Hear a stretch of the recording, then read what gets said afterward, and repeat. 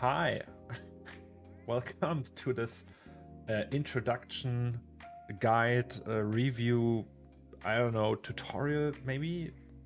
We'll see about RNDR, what is RNDR, how you use it, and yeah, because recently I finished a project called You Touch You Buy, and I used quite a lot of RNDR on it.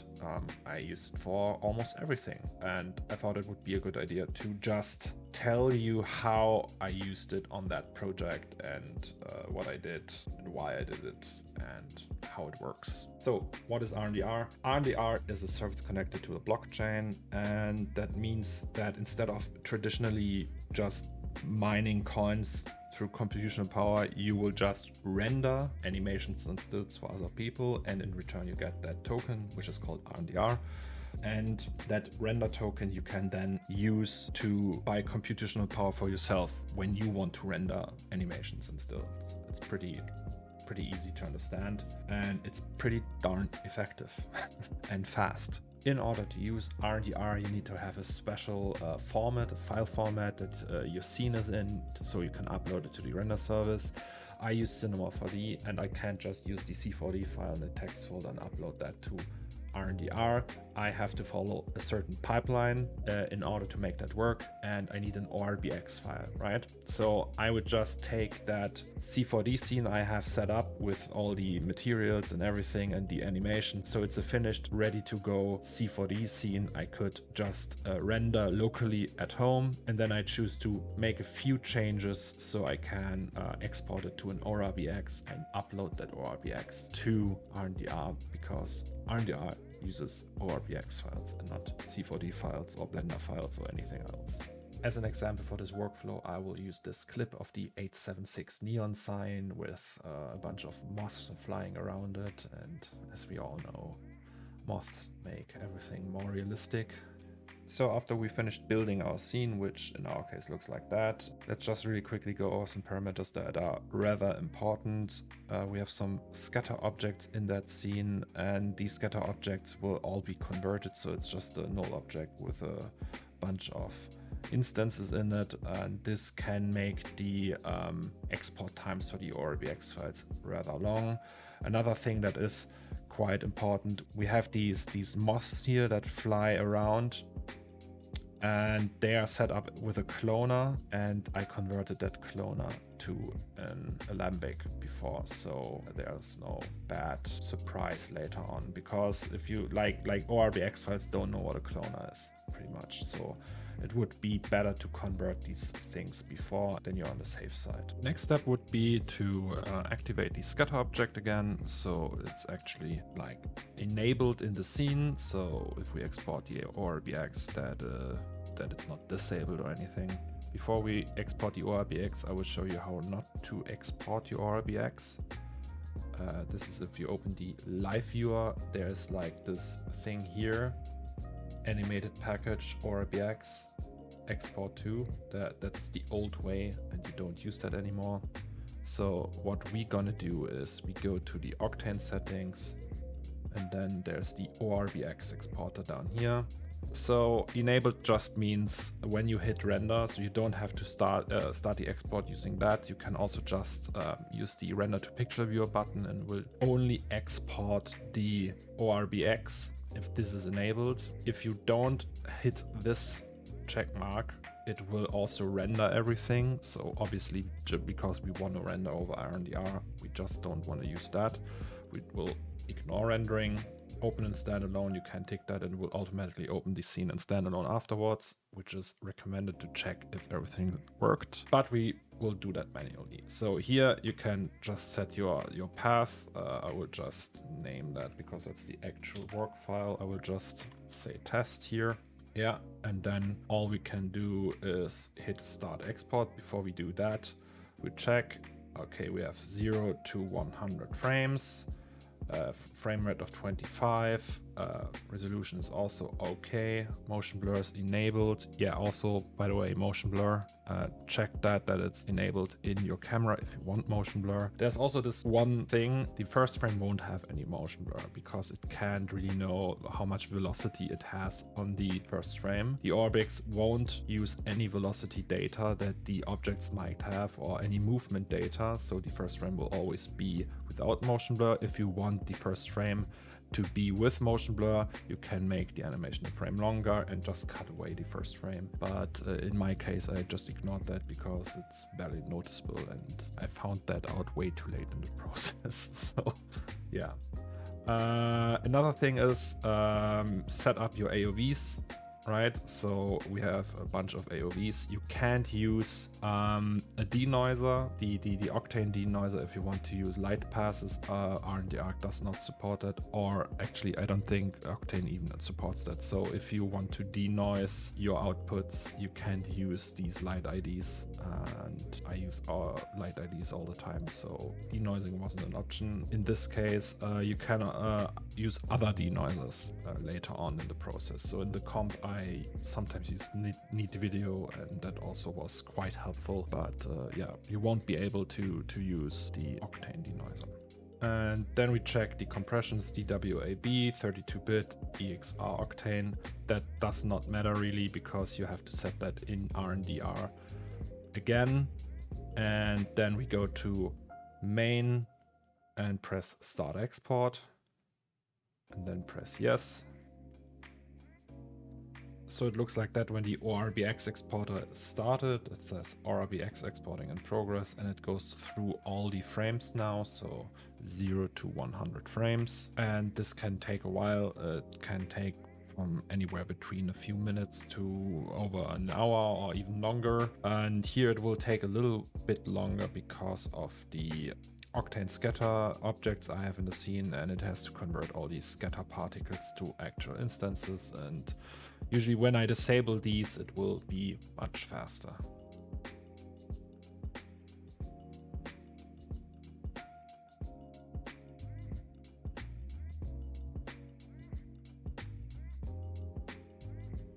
Alright, so this took a while. After 23 minutes and 38 seconds, the whole thing is finished, all 101 frames.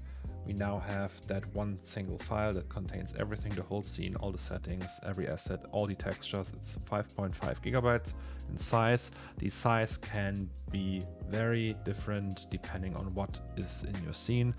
Like some of the earlier shots in the You Touch You Buy movie had smoke and fumes in there, and moving clouds, and this was quite a bit bigger than this because the VDB data is also stored in there.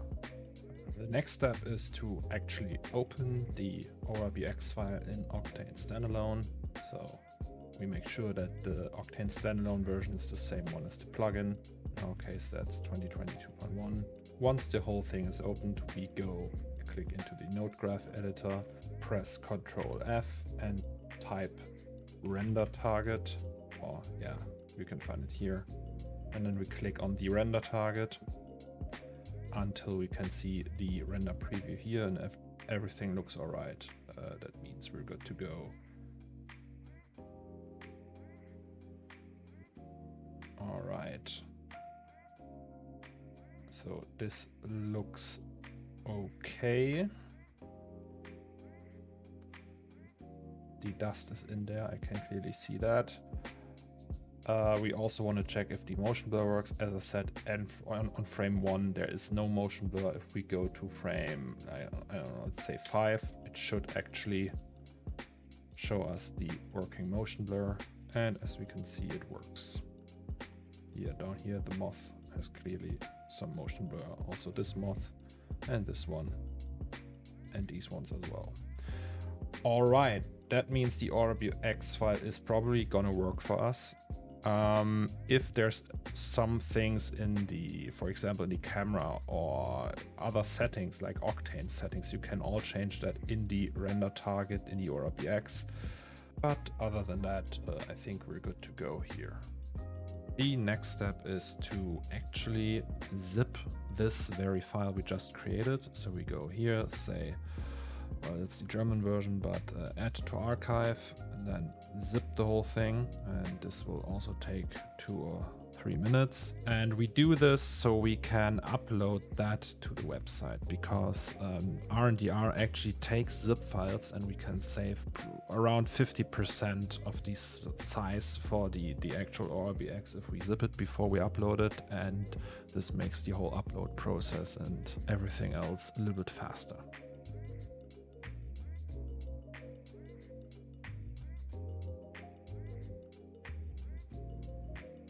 The next step is to go to the website rendertoken.com. That looks like that. Then go to the artist portal. This opens the render network IO. Here you can go to scenes. And then it says drag and drop or click here to upload ORBX files. And we're just gonna do that. We're just gonna drag and drop that here. And then we wait again until 2.7 gigabytes are uploaded.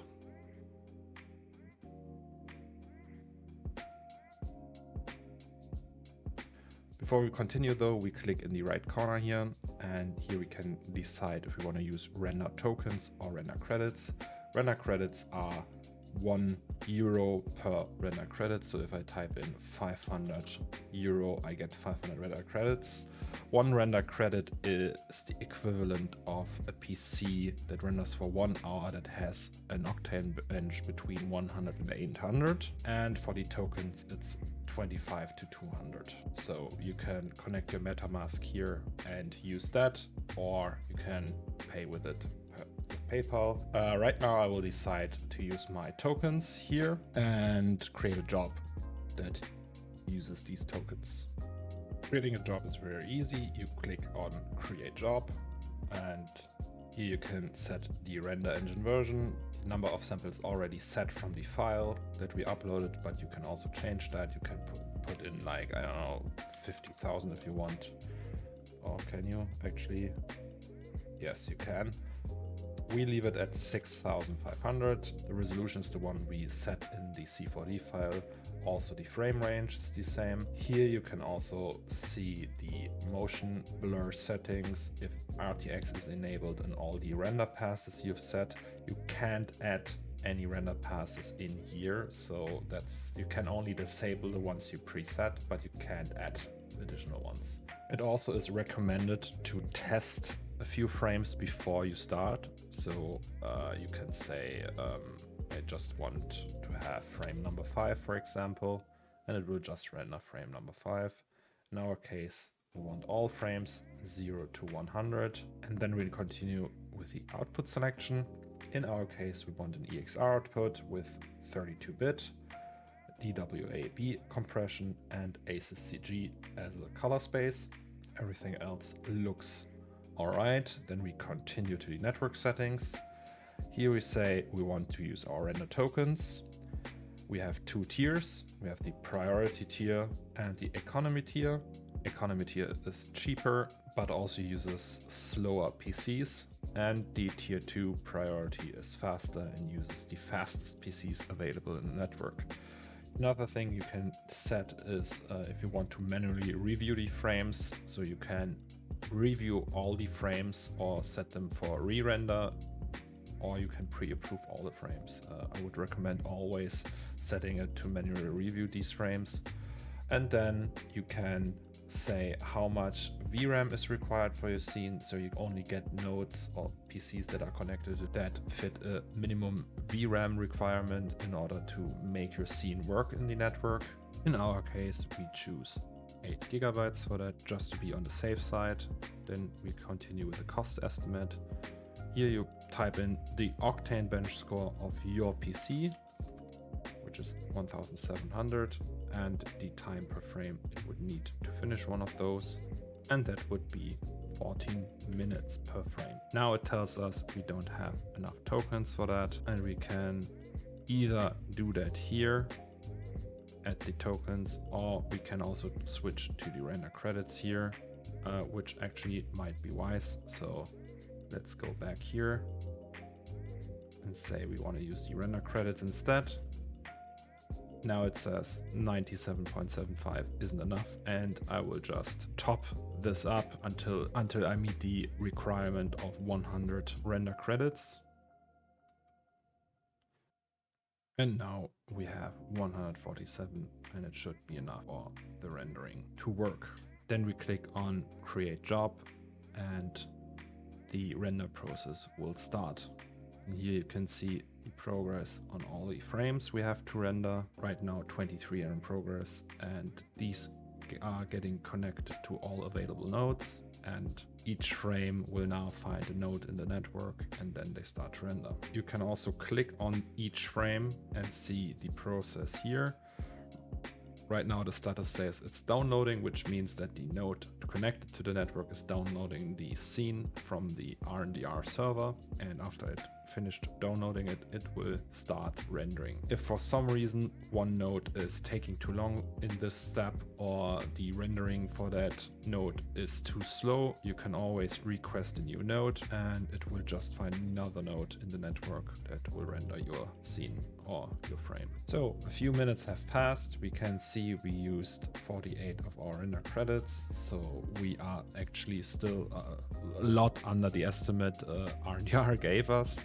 Maybe 14 minutes wasn't that accurate, or I checked that estimate in Standalone too soon, because after some time it dials it in more accurately. We are 85% done, so that means the majority of the frames are actually rendered already. There's only 22 in progress, 79 are already finished that we could review now. Here we can click on review all frames, and it will show us all the frames, and then we can just scan over that really quickly and look if there's maybe like some very obvious error in there. Sometimes that can happen when there's like a node having problems, or there's like a very strange configuration of GPUs or graphics card drivers, or sometimes that can happen, right? And if that happens, you can just select that frame and then re-render that with re-render selection, but so far there's nothing that peeks out.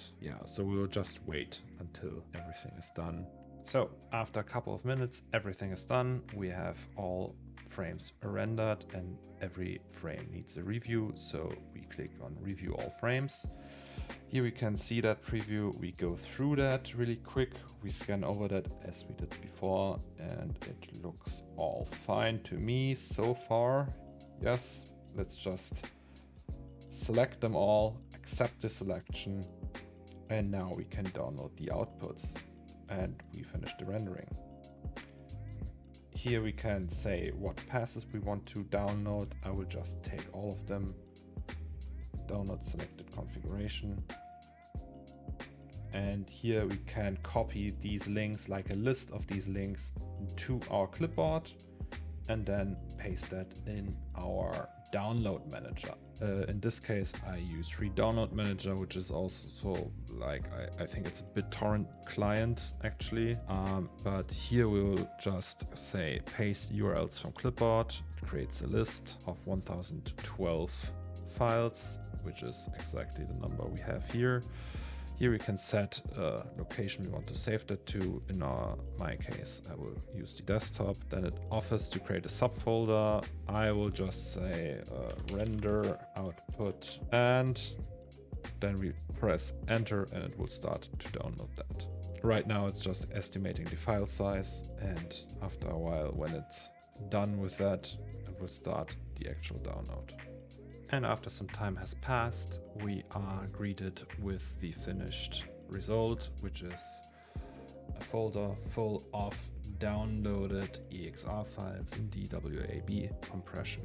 And with that, you can do whatever you like. Put them in After Effects, Fusion, Nuke, whatever you want. And there you go. That's how you use RNDR. All right, time for conclusion. So would you recommend RNDR to other people? Yes. Why? I think it's quite fast without having a metric though, so I don't know what's that worth. It's just an opinion, but I've thrown like scenes on RNDR that were like 500 frames long, right? And each frame would have taken between 20 and 40 minutes on 2 PCs with two 3090s each. So it's not exactly a slow rig I have here. And still it would take so long. And RNDR rendered the whole thing in like 2 or 3 hours. So it's very fast. RNDR has more GPUs than any render farm out there, I think. I mean, naturally, because it's an open network, everyone can connect their render and like their render machine, their workstation to it. So obviously it's very, very fast. The idea behind it that you can connect your machine to a render farm and earn tokens that you can in turn use to render your own stuff is brilliant in my opinion. The only downside is you have to go the ORBX route. I don't have a solution for that, how to make that easier. I think that's the path of the lowest resistance. It's just like a little more cumbersome to set things up. You have to export it, make sure it works in the export, and then upload that. And there's probably maybe farms out there where you can just push a C4D file and it just works. I had like conversations with people from RNDR who said it's not that easy. You can't just put a C4D file up to a render farm because it needs all the licenses everywhere, and it's just like a little bit more complicated. It's not like as easy going as someone would imagine it would be. So I think RNDR is a great thing. If you have things you can't render without a render farm, RNDR would be my first choice, I think, personally, yes. And it wouldn't have been like the whole project, the You Touch You Buy project would never been possible without the help of RNDR and without them sponsoring it and like supporting me in that way. So yeah, I think it's the perfect match, the almost perfect match for Octane, in my opinion. And I think that's it. That's the conclusion. Yes. So thank you guys, and see you next time, I think, right? Bye bye.